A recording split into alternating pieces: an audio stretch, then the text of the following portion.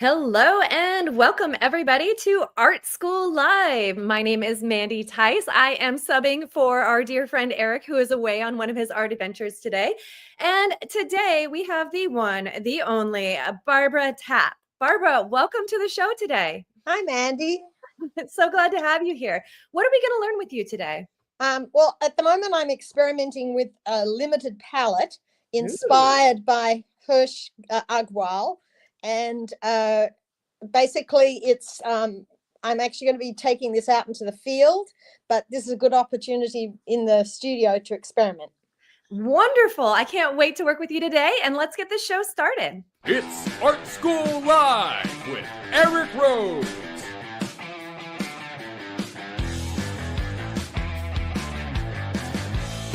Now, here's your host, Eric Rhodes. You may have noticed that I am not, in fact, Eric Rhodes. My name is Mandy Tice, and I am your guest host today. And today we have the lovely Barbara Tapp joining us, and she's going to be sharing some new watercolor ideas that she's been experimenting with. Barbara, take it away.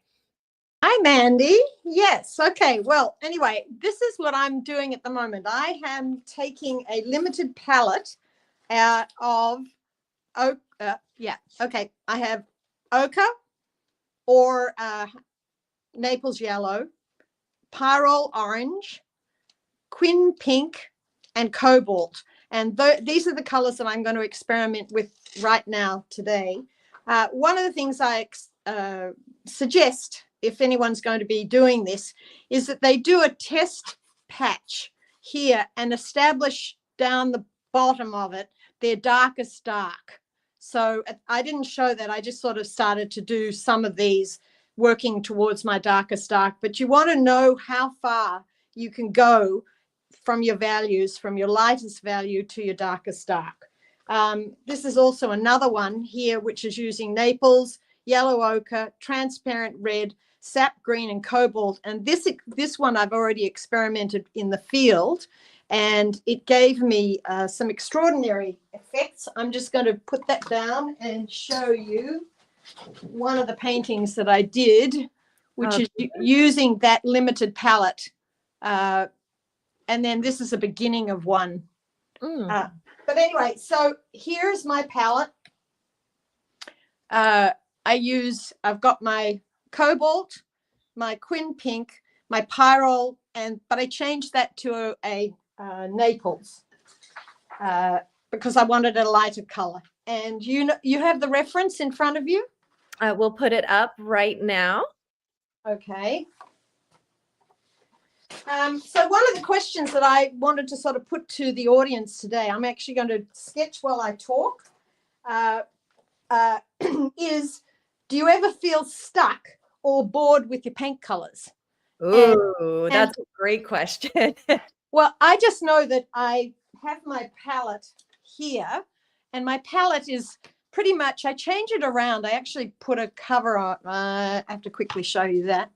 But every now and then I decide that I want a different color. Well, this experiment with just the 3-color or the 4-color limited palette is forcing me to create better or more interesting mixtures than I usually do with so many choices like I have here. I rely on them, and I'm realizing that I can learn actually a lot more about color just working with these 4 colors or any different 4 colors, as long as I've got 3 warms and 1 cool, although that's a warmish cool, but a blue that changes everything around.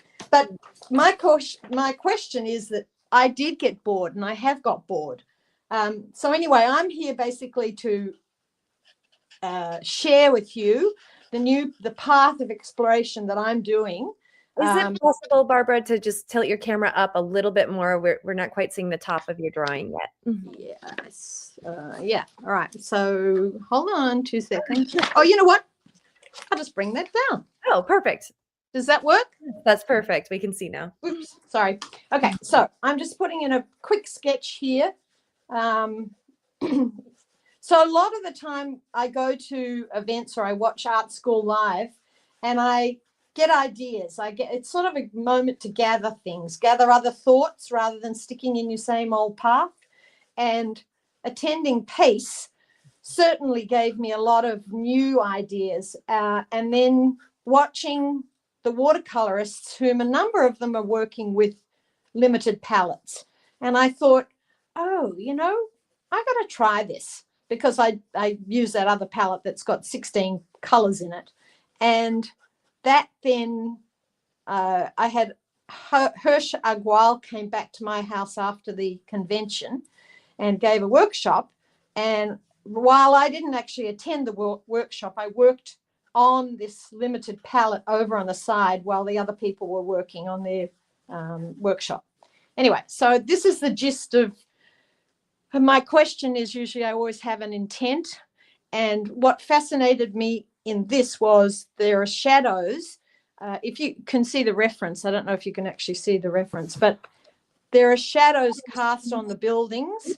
So I had a lot of lost edges, found edges, hard edges, and I thought this is a good one to experiment with what I'm doing. I don't need to show any of that detail. Mandy, I love to draw through my paintings. Ooh. So I like the watercolor can dry, and rather than you putting down all your information in a very detailed drawing, if you just put the basic forms in, it allows you to come in and then do a much more experimental, loose background. Oh, well, that goes right into a question we're getting in the chat, because Vicky from El Paso is asking, does a limited palette force you to loosen up, do you think? Absolutely. Honey bunny, that's exactly it. You hear that, Vicky? Honey bunny, it will help us loosen up, and that's what we're after today. Oh yeah. So I am just wetting the top here, and again, loosey goosey. Don't. This is allowing me, this process, to be much looser than I normally am. Coming from the architectural background that I've got, I tend to draw straight lines and then paint in between those. But this is actually blasting me into a whole other area. So I'm going to bring my palette. Can you see my palette? Yes, we can see it. I think it's really important that you see what I'm doing. All right, so you wet your area first, and now you're adding some more pigment into it?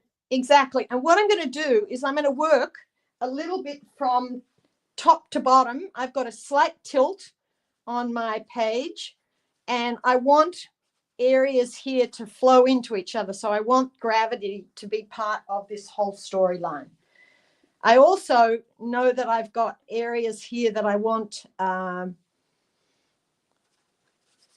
I know that this is going to be a darkish form in here, but I want this to come through as a warm. Everything's very free. It's not, I don't feel as though I'm sort of tied into anything. I'm going to throw in a little bit more of that sort of bluey purple. It'll do its own magic on the page.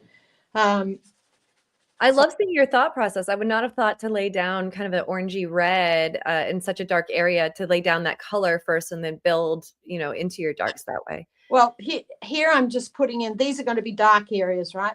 So I know that I can put in, and because I've got the potential to make these delicious purples, I'm thinking, well, that can be my dark. It doesn't have to be, it could be a blue shadow if I want to put it in. I also want to preserve, I see a really lovely pink. You can see how you want to mix the colors so that they start to mix on the palette as well, because you can just dip into sort of like the edge of something and bring it into the painting. Well, Barbara and I were talking before the show a little bit, and we were talking, I was talking about how like tight and obsessive I am in my studio, and Barbara was talking about how she's going out and she's trying these new things, and I'm seeing this palette right now, and from my background, I'm having a heart attack, but I'm seeing how beautiful you can get these colors when you're not so tight, when you relax enough to experiment. Yes, and the thing is that because, Mandy, you can change the colors around. So my limited palette might be, let me think, if I took an ochre, which is a warm, if I took a even a cad red maybe, a Van Dyke brown and a blue. All those combinations are going to give me something completely different. I'm going to be able to go from in this, with these colors that I've chosen, all the way to almost a brown, which I can use. But so anyway, it's as loose as anything. I want people, if they're going to experiment doing this after watching, be extremely experimental in and courageous in what you're thinking about. Okay, I know that there's a dark there. I know that there's a dark there. This is just an indication of where the darks are going to be and where the lights are. I can lift this. I'm just going to move. There's a lot of love for you in the chat. In fact, Carolyn's saying that she even set her alarm just to see you today. So, well, hello, Carolyn. Thank you so much. Okay, so I'm lifting that area because I want that to be almost my lightest area. So I've got to work out what I want to put in here. And I'm thinking, because I'm thinking through the painting. So I'm thinking to myself, oh, I actually want to reflect the blue sky. So I am intentionally starting to manipulate some of the coloring. There's an interesting question in the chat for you, Barbara. Hollis is asking, and I'm sorry, Hollis, I hope I'm pronouncing that correctly. Are you finished using the yellow? No, not at all. So how do you manage your palette when you've used up a lot of your yellow? Oh, I just added some more.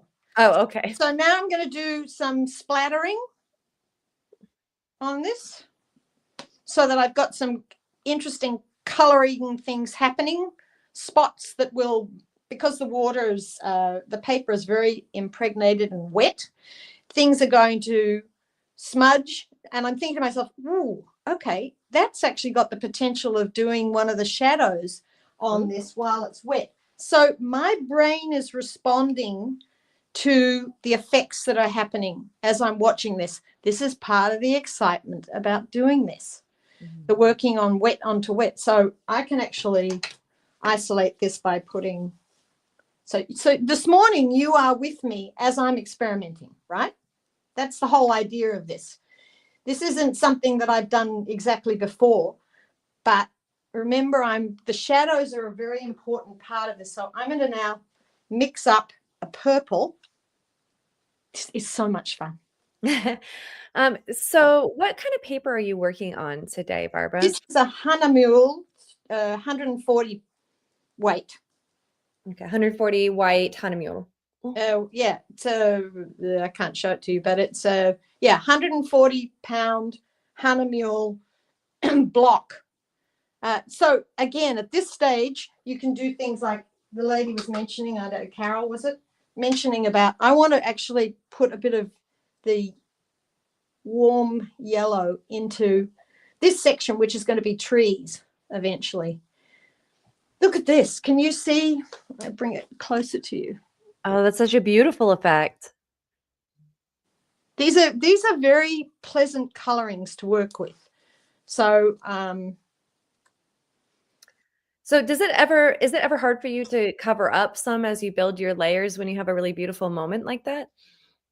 Well, it's part of the pastiche. It's part of the background. It's part of what is going to be either preserved. I don't know, because if I knew it, I'd be back into one of those controlling, drafting moments. Yeah. And we're trying to escape that today. I am. Don't let me bully you into being tight because of my own eroticism. No, I won't. But I'm saying to myself also that there's a light passage that I want to do. So you can just take your brush, and I'm drying it off, and I'm forcing a light passage to come in here. Wonderful. And that actually leads into another question, because Diana is asking you how you're going to manage your whites. Do you use white paint? Do you rely on lifting? Like how are you going to get No, I never use white paint. I only, whatever I've preserved works, whatever I have. No, I mean, the thing is that this section in here, I'm allowing this to dry. I'm not working so much anymore on it. I'm allowing this to dry in here. And if you look at this area here relative to this, you can see it's lighter. Now, I know that that's going to be turned into a dark roof or a shadow in here. So I know I don't need to cover that with paint. Can you pull your board down just a little bit for us, Barbara? A little bit more? Just like another inch? Perfect. Thank you so much. Yeah, no, tell me, because I'm not looking at the camera. No, you have important things to do. It's my job to make sure that we can all see. And thank you to those of you in the chat helping me keep everything in view.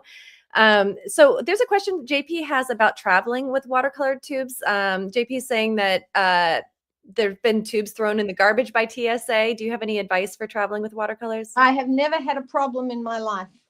I'm what's the word?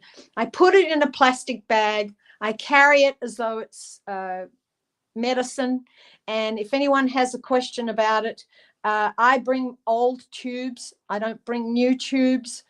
So then I'm not as upset when I lose them if I do. But I've never had anything taken. So I have heard from the 𝗕𝗿𝗀𝗶𝗴 people before that not to call it paint, because paint has some regulations, to call it artist colors. If you're asked about it, have you heard anything like that, or you just never had a problem? No, but that makes a lot of sense. It really does. So now I'm going to the stage where I'm starting to now add, while the paper is still wet, this is all background. It looks like we might have, oh, she's coming back. Maybe. I think we lost you just briefly. Can you say that again, Barbara? Oh, I'm just saying that I'm now starting to darken some of the areas around. While the paper is still wet, there's magic happening. As in, can you see the magic that's happening? And can you put down a little lower? Thank you. Perfect. Yeah. Yeah, no, I've got it now. I think I have it. Now, so Mandy, one of the things that also is so exciting about this is, as the areas are drying, you know that you can then come in with a 𝗕𝗿𝗄𝗃, which I hear you love a 𝗕𝗿𝗄𝗃. I am a big fan of the 𝗕𝗿𝗃𝗁. Okay, so you can come in with a 𝗕𝗿𝗄𝗃 or a flat, and you can start to carve out your edges. But because the paper is still wet, it's not going to end up really super, super dark. So I'm going to go in here and I have to boost up my areas, my paint areas. A little bit of this. And I'm now getting to the point where I don't even care if the colors are all running into each other. Another delicious thing about this is that because most of the pigments are diluted or being diluted, I have the potential of really, really great darks when I go to just full pigment at the end of the painting. So that's an added dark that you will have at the end of your painting, that you can use, because again, this is working from lights. Remember, I'm the person who loves shadows. Those shadows are still there to remind me that I'm going to be doing some of my darkest areas in those areas right there. So I'm still sticking to doing my darkest first, which really helps establish drama. And I get bored in painting. So now this one's a little further away, so I'm going to add a little bit more blue to it. Yeah, I get bored when I'm doing my painting. So I'm loving all of this because it's all these soft, loose edges, all these colors that are mixing on the paper as well as mixing on the palette. I mean, it's a wild ride. You're a pure anarchist, and I'm here for it. Oh, that's funny. All right, so here on this side, I'm going to actually put in a pretty clean edge. And then I'm going to use lots of water. Is there a secret for getting a clean edge when you're working wet into wet? Just having a fairly steady hand. I use things like, I use the edge of the tape, which is there as a straight line to guide me. No, it's being deliberate. You know, I'm pressing down because I don't care about, because the drying process in this is part of the painting. I don't have to be particular. All the particular comes at the end of the painting. Now I can see here, oh, I just can't tell you how this still is so much fun. I can tell you're having just a delightful time. We have a question in the chat about how you manage windows. Oh, windows are a piece of cake. Excellent. I can't wait to learn how to make them piece of cake. A window, well, I'll put some windows in a minute, but windows are half-sided. Can you see? Half-sided? Yeah, meaning, so there's a window. Can you see that? What I just... Yes. Yep, we can see that. Okay, so that's a window. Let me see. This area is dry enough. I can do it. Here. Probably the wrong brush. Yeah, it is. You should go down and brush size when you start to do something that's fine. It's good if people ask me questions, because I'm not going to do a finished work, but what you do is a window is suggested by sunlight coming in. So I mean, it's cute. This actually looks like a bit of a face. But here's the other thing about watercolors. Watercolors are incredibly forgiving. You know, there were our ancestors, our watercolor ancestors, who spread the rumor that it isn't forgiving, but it really is. In the process of this whole painting, I don't care if I've done something as dramatic, or there isn't a mistake, because the pigments of today and the paper of today, we can lift. And I can say to myself, oh my goodness, that is too strong as I get towards the end. And I can actually just lift it off. So watercolor is just, it's just, I mean, oil people can't do this. That's true. I'm really jealous right now. Like, just, you know, how you can lift it and have the lift be part of your final painting. You know, in oil, you can scrape things off, but then you really need to repaint them, you know? Yeah. So let's say if you're doing even windows like that, you can allow this to dry and then just run a bit of wash of this, take clean water down over those areas that are those little dots, which are window panes. And then it creates a shadow that goes over the whole window itself. Look, I could do a whole lesson on windows. Oh, well, we're going to book you for that next time. but I'm not. So anyway, again, I'm going back and I'm just looking at really lovely, loosey sort of shape. Look, see, here's another tone, and look at the contrast. See, we have this energy that happens in watercolor with the water diluting the pigment, the transparency, so that we have enormous range and values that we can play with. And because we don't have to be as precise in our color matching, look, Matthew Bird and all the people who do the realist work are incredible, because they really know how to mix carefully their colors and their paints in the field. Remember, I'm a plein air painter. I am not a still life indoor painter. So I am much more spontaneous. I just am reacting to being outdoors. So I don't have to be precise. But I mean, watercolor is just, the range is just outrageous.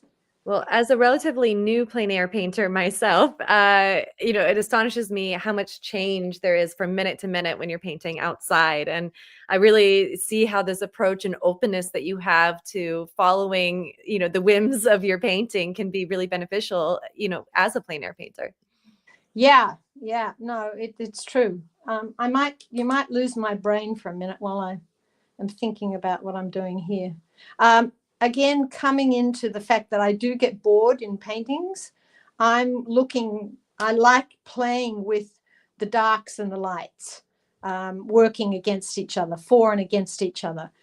Again, the more you paint with watercolor, the more you'll realize that it requires a lot of patience as the chemicals, the paint reacts to the paper and the water.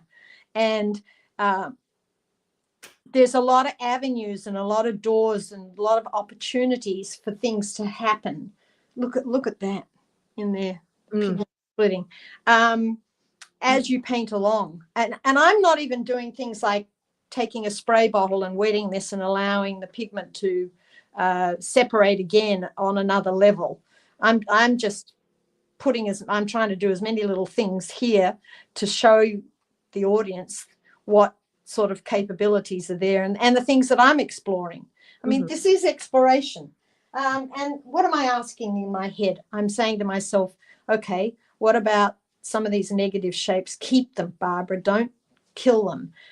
Bring some of that blue into the painting here. My head is talking to me as I'm going through and exploring this. I love the hazy softness in here. So even in the photograph, if the photograph says to me, oh no, it's much cleaner and no, react to the painting as it's happening and let those things develop and explore them. Don't follow the photograph. Respond to what's happening to the watercolor on the paper. Okay, let's be a little, how much time have I got? We have about 20 minutes, and we have a question in the chat about, do you do a no-tan or a value study before you start your painting? Yeah, hold on. I mean, sometimes this will take, a diversion. Here is my sketch that I did to learn the scene, and then there are my notes. I'm written down afternoon light background. So there's my background being light. Understand my choices and my values. What colors can I make from the limited palette? I love that you write yourself these notes, like not just that you have your value notes, but you have your emotional notes about what you're trying to achieve. Oh, that's so true. That's so true. So being in the mode of, yes, I get bored with the process, I am going to throw in a window in here. Now, the thing about here, in this part of this, there's some trees that are going into here. And so I know that I don't care about, I'm not going to make them so dark that they're finished. I'm just going to give myself this stimulating pattern that's bounces off to my eyes and then makes me see where the next step is. And the next step is that I want to put in here. I'm controlling a little bit more now the colors.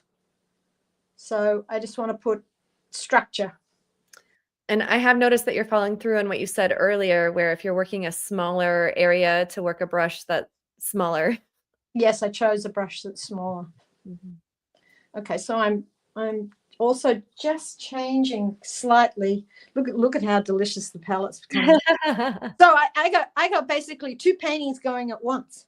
Do you ever take an impression of your palette, with a spare piece of paper just to save a beautiful palette idea? Oh, I don't, but that's a cool idea. No, I take photos. All right, so I don't want to lose. Actually, there's that really great shadow in here. Let's slap that in. So now I'm actually kind of looking at the painting. This is the time when, your positives and your negatives, and I'm not that good at putting things into words, but I kind of know what I'm doing. Well, you're doing a great job kind of helping us get some insight into your thought process here, and we're really enjoying it. And in fact, Karen's saying that exploration is a mindset rather than pressure to get a product, and to just enjoy the process. That's what she's taking away. Oh, ain't that the truth? Oh my goodness, that's so true. Yeah. Well, I don't do anything that doesn't excite me. I mean, I collect insects and I'm always looking at the ground because I always love looking to see if I can find things, and whether it's rocks or whether I don't bring them home necessarily, but it's sort of an adventure that I have that I really enjoy. I went on a mushroom hunt with a friend the other day, and I feel like I had never seen the ground before, just seeing it through someone's eyes that spends a lot of time looking at the ground. I feel as though I look at the ground too much. So, sometimes I should look up. So it's very interesting. Sometimes when I take my afternoon walks, I will look at the sky and say to myself, come on, Barbara, you're always looking at the ground, but look at the sky. All right, let's be a little radical again.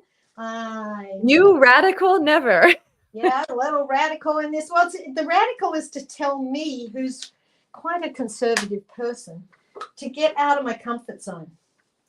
Carl is asking about glazes in watercolor that maybe some artists tend to do, like maybe you're like a warm or a cool glaze. Is that something that's a part of your practice? Oh my goodness, yes. And that is the brilliance of when you do a painting out in the field, and sometimes you reacted to everything that was there, and you come home, and honestly, I don't paint that much at home. I don't change my paintings from the outdoors, but sometimes I'll come in and I'll say, oh, what is wrong with this? Why is this not harmonizing? And the one thing about this limited palette is it harmonizes. But if you put sometimes a warm wash over, let's say you've done a whole lot of foresty trees and everything like that, and it just is divided, and you've got cool greens here and bright yellows there, you might take the yellow and you run a lovely glaze of yellow that ties the whole painting together. Oh, I want to try it just because of how you're describing it. Cheryl in the chat, sorry, I sometimes have a speech impediment. In the chat, Cheryl is telling us that she met us both, Barbara, and enjoyed meeting us at Pace in Lake Tahoe, and that she's a proud owner of your demo painting of the dairy farm. Oh, Cheryl, you need to send me a note because I don't remember your name. Chamberlain. No, please. I just went and grabbed a bit of Van Dyke Brown. Oh, naughty me. Back to my blue. Yes, because we're using that limited palette today. For those of you joining us a little late today, we are focused on a limited palette, unity, and experimentation. Always learning and growing, and integrating new things into our practices. Okay, so what's the timing now? You have about 10 minutes. Okay, so here we're at this stage, right? Look at my palette. It's becomingly deliciously gorgeous little spots. Brilliance of watercolor is every single one of these areas is potential paint that can go in small bits on your painting. Oh, it's very exciting. All right, so what I'm going to do now is I'm going to take that painting and I'm going to put this piece of paper over the top of it, and I'm going to flip this around. And this is where I took the painting to last night, just so that I could take you that far, having shown you what I'd done already. Now you can see I worked with a lot cooler colors here than what I had down there. But what I want to show you is that this is now dried. So you could walk away from the painting that we just had and come in with a pencil, because I love to draw through my paintings, put down my washes, basic shapes, and then come in and do more detail and more detail. And so what I wanted to show you, because I've still got a few other things, is removing the color. Oh. So is that just pure water that you're using? Yes, it's just pure water. But what I love about it is that it's going to pick up the pigment that's underneath, and that can be played to your advantage, having the pigment. So you don't dry it. Don't come in and, use a paper towel for when I want to use that color that's underneath. So I've got a couple of trees here, remember? Oh, yes. You can also go to your painting if you want to and borrow a bit of color. Everybody's saying, ooh, as soon as you showed us the one that you had worked on last night, because it's so nice to be able to see a painting taken further than we can normally do without waiting for a drawing process, especially in watercolor. So well, I love coming to Art School Live. So I'm only doing the things that I myself think about when I'm watching, and I go, oh, I just wish I could see what the effect of that would look like. So even look at that. That's just clear water, and I've picked up that gorgeous little bit of tone of color that's there to do for my trees. So even that, oh my goodness, I have to move that closer to you. so that you can sort of see. Beautiful. You know, yum, yum, yum. And there's a piece of structure. I'm also seeing here that I've got sort of like fence posts. Now, this is sort of putting your calligraphy in, right? This is when you can sort of toughen up and make sharp edges come through from your softs. You don't have to fill them all in. I can see here. Oh, see, now I start to feel like I'm an adventurer. Yes. I'm not painting anymore. I'm exploring, and I'm just putting down things that I want to see. I'm responding to the architecture. See that nice, that really nice sea. Gorgeous. Yes. Make sure to follow our dear friend Barbara Tapp on Instagram. You can do so at @Barbara_Tapp_. And if you look at the screen there, her Instagram handle, you can copy it there. All right. So, okay. So you can see the gist of that. Now I want to show you a couple of other things. All right. So here's one with just a 2 color. So it's pyrrole orange and sap green. So that also, here's lifting.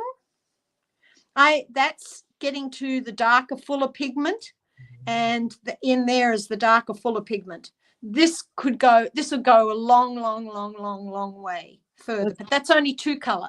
Here we have using ochre, using Naples yellow, Van Dyke brown, and cobalt blue. So that is actually what this scene is, just done 2. So that's a 3 color, and I think I ended up adding a red oxide. I love seeing how you're experimenting with all these things, because it's the same scene like you're saying, but you really took 2 completely different explorations of the same thing. So here's one done in the street. This is a plein air one. This is where I was in Kenosha just recently, and I wanted to experiment with this limited palette. And so this was the painting I just did of a street that was in being closed. It was a closure one. But you can see also that here is getting to the darkest darks, which you don't use that in the first part of this whole process, because you're using a lot of wet into wet. And potentially at the end, this is actually using the full pigment in this area here. So the range of values is extraordinary. Let me see. One more. And I love seeing your windows in that one too, and really seeing how you're thinking about the windows, about the one that you just described to us in your main demo, and then seeing that applied here. It's really fun. Yeah. And again, these are all experiments. So here's another one that's in construction, and this is a whole lot of eucalyptus leaves. So I think it's a good example of how I did a very interesting background. I let that dry, and then I started to draw all the leaves in. Beautiful. And so here's the drawing, and this drawing's happening after this is dried. So it's a slower process, but truthfully, for me at the moment, this is opening a tremendous door of exploration that I can go. Well, this was done in the field. These are all done in the field. But, I have just been too bound by my palette and a prisoner to my palette.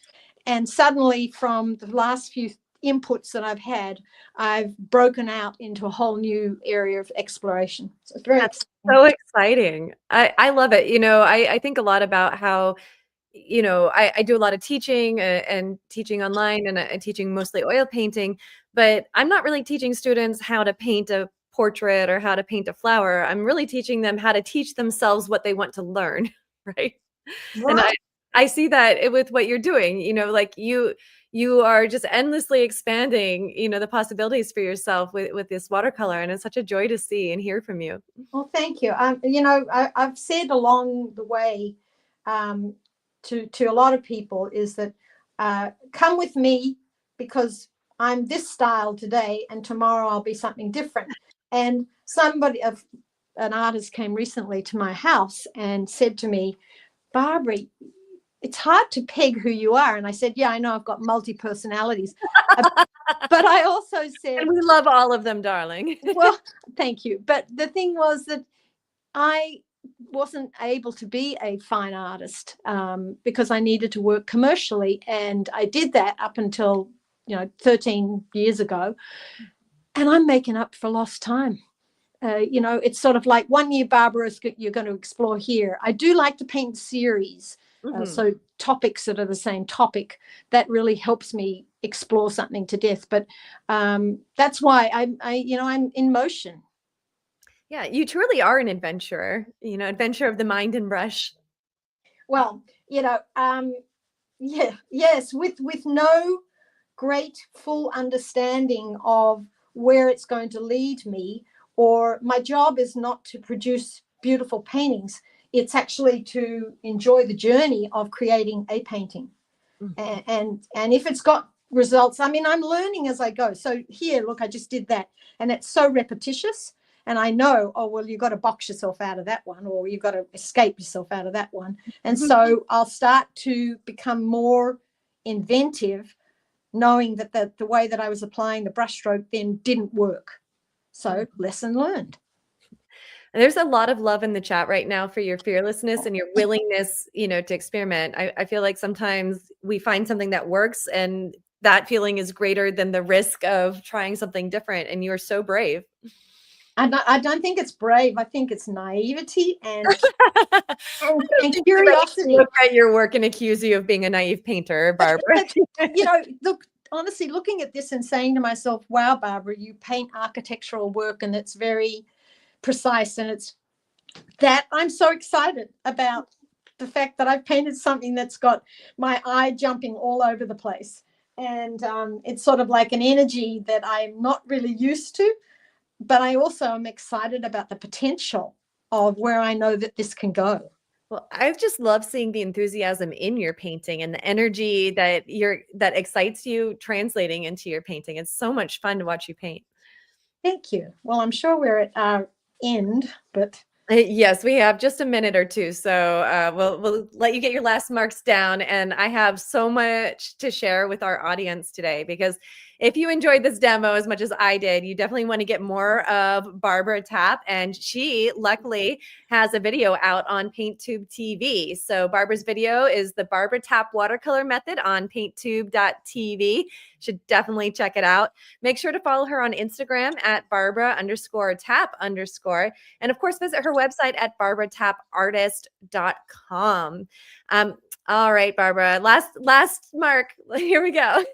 Last mark will be, well, you know what? I'm just so pleased with I know. Don't go.